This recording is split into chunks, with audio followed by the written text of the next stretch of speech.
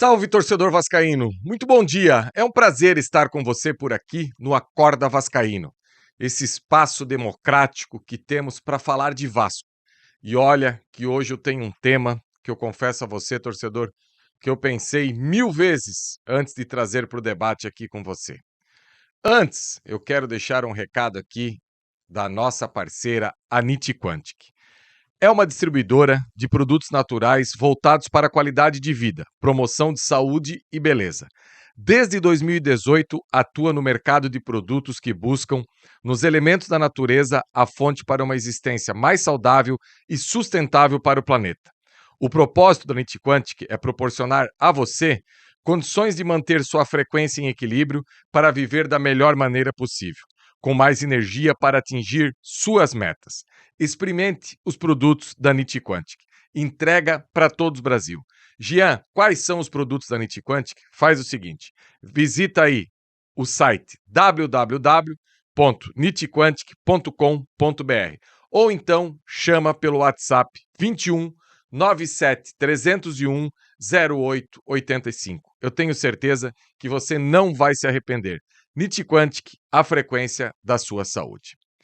Então, torcedor vascaíno, o Vasco vem nessa maratona de jogos e muitos pontos de interrogações acabam ficando na cabeça do torcedor.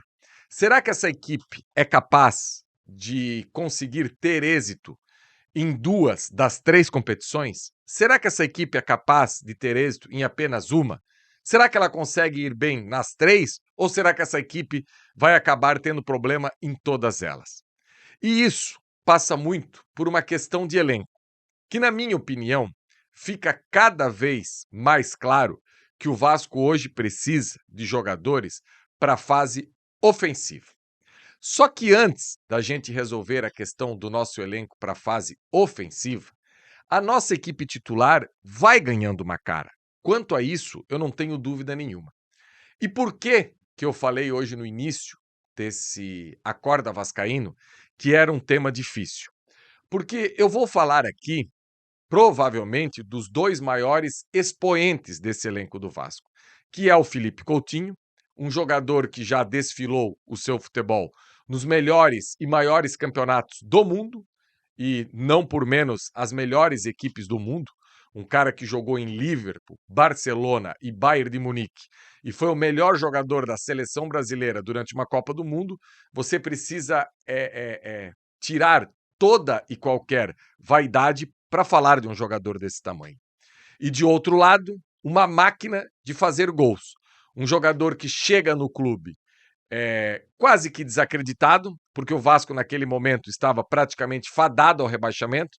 A gente não pode esquecer que ele não era a primeira prateleira daquilo que o diretor executivo do Vasco queria alcançar naquele momento.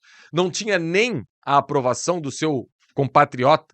O Ramon Dias não achava o Verratti, esse jogador todo, para que pudesse chegar e salvar o Vasco do rebaixamento.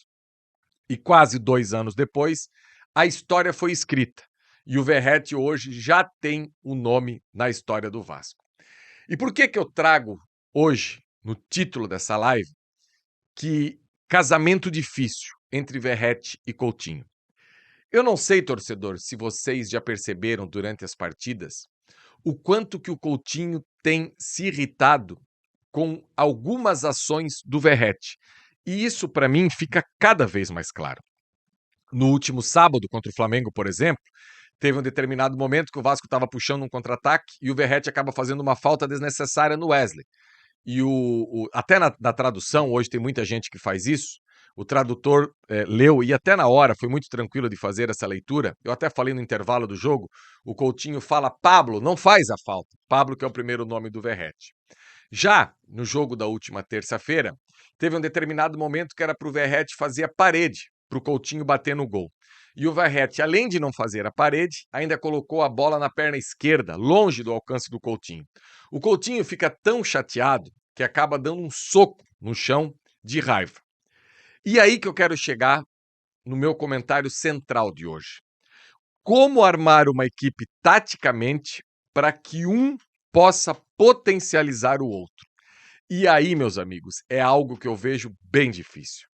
Porque o Coutinho é um meio armador, um meia clássico, um meia de bola no pé, um meia de colocar a bola no espaço para os jogadores que estão à sua frente, um meia que está 1 a 2 segundos à frente da primeira linha na questão raciocínio. Muito pela qualidade de um jogador que já foi descoberto pelo futebol europeu com 15, 16 anos no Vasco. Muito por ser um jogador que passou aí mais de 10 anos na Europa, disputando Champions, disputando campeonatos do mais alto nível, disputando Premier League. Verratti, um jogador que, se você for olhar, torcedor, no seu currículo, tem muito mais campeonatos de segunda e terceira divisão da Argentina do que de primeira divisão. E aqui não tem nenhum demérito quanto a isso. Quantos valores e jogadores bons acabaram não explodindo para o cenário mundial por uma série de fatores. E quis o destino que esses dois jogadores viessem a se encontrar no Vasco.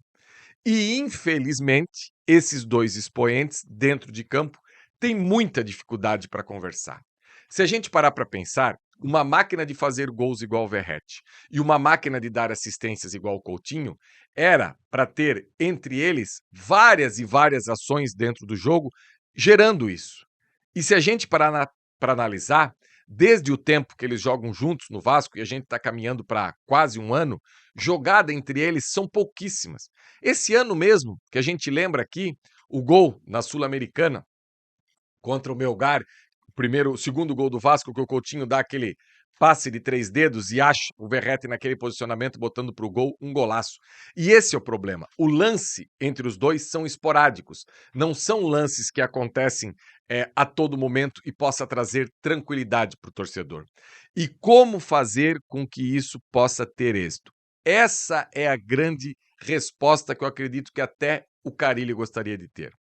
Como todos sabem, temos um elenco com várias dificuldades. Temos aí jogadores com dificuldades em todos os setores do campo, principalmente no ataque.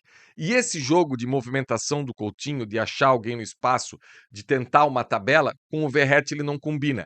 Então, essa conexão do Coutinho direto com o Verratti, ela basicamente não existe. Para o Vasco conseguir chegar até o Verratti, ela precisa de um passo 2. Ela precisa de uma conexão do Coutinho com um beirada, ou com um lateral, ou com um segundo atacante, e esse segundo atacante possa fazer a bola chegar até no Verratti.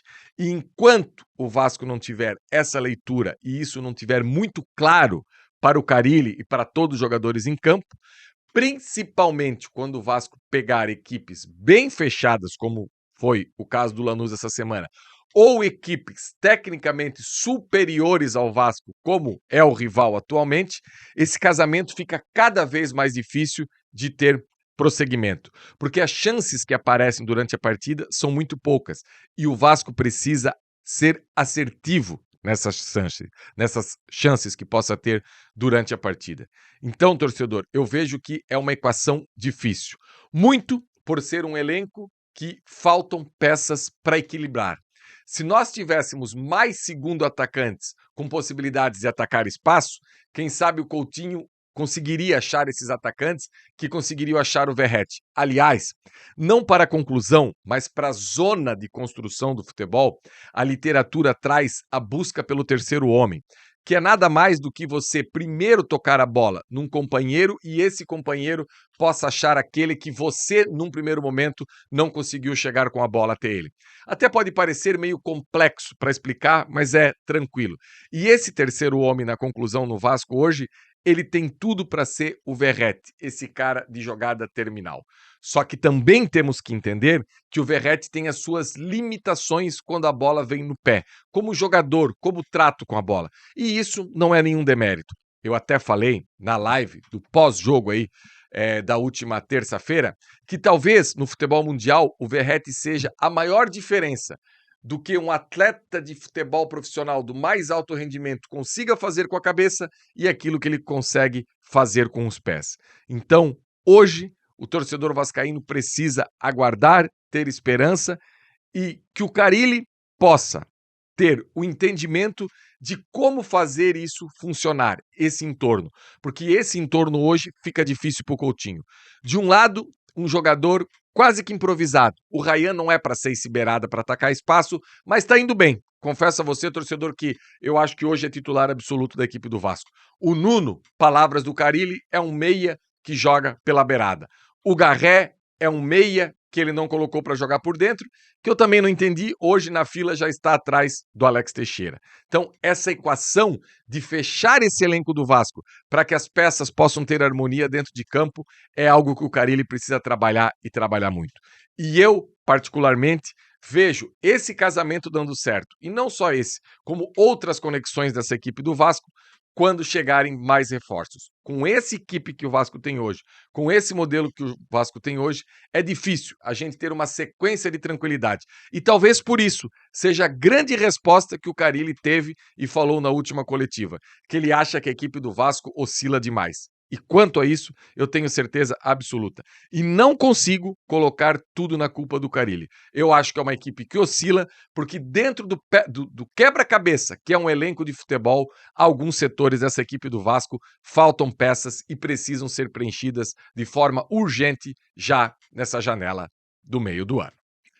Beleza, torcedor? Gostou dessa resenha hoje aqui do Acorda? Não gostou? Senta o dedão no like, deixa o seu comentário aí embaixo, compartilhe nas suas redes sociais. Só pelo amor de Deus, não escreva aí embaixo que eu disse que o Coutinho não serve e que o Verratti não serve e que eles são problemas para o Vasco. Eu só faço essa observação porque eu tenho certeza que quando terminar o vídeo, que aqui ainda é capaz de ter gente de colocar lá eu dizendo que Coutinho e Verratti não servem para o Vasco. Apenas o meu ponto de interrogação é: eles precisam jogar mais entre eles, um potencializar o outro.